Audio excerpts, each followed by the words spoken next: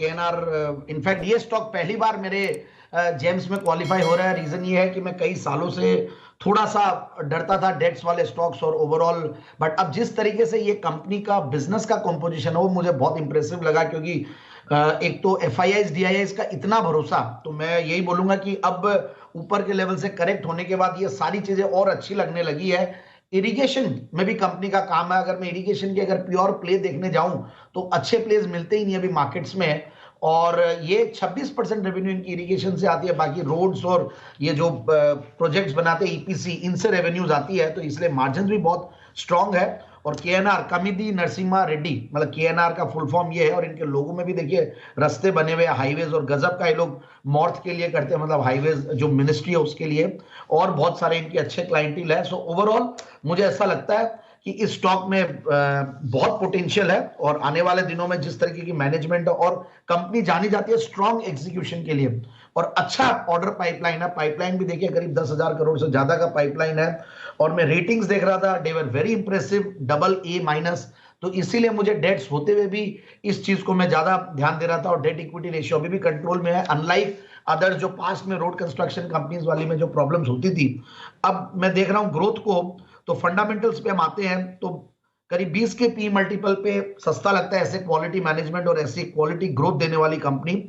21-22 का return on capital employed है, 17% का रिटर्न ऑन इक्विटी है, और पिछले 5 साल में प्रॉफिट की कैगर भी 27.5% से ग्रो की है, और सेल्स भी 17% से ग्रो की है। और ऑपरेटिंग प्रॉफिट मार्जिन जो मैं कहा कि पिछले सितंबर के मुकाबले इस सितंबर में 27% का ऑपरेटिंग प्रॉफिट मार्जिन है, जो कि हाईएस्ट एवर है। इनफैक्ट 27% पास में भी आया, बट 27% इनका वन ऑफ द बेस्ट माना जाएगा।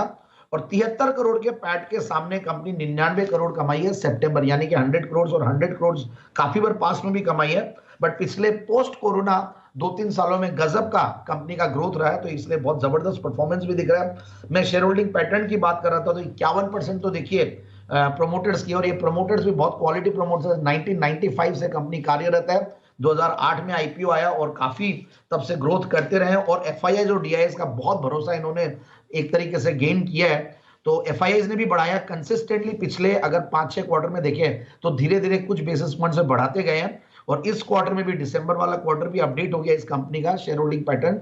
और दोनों मिला के अगर FIIs DIIs को देखें तो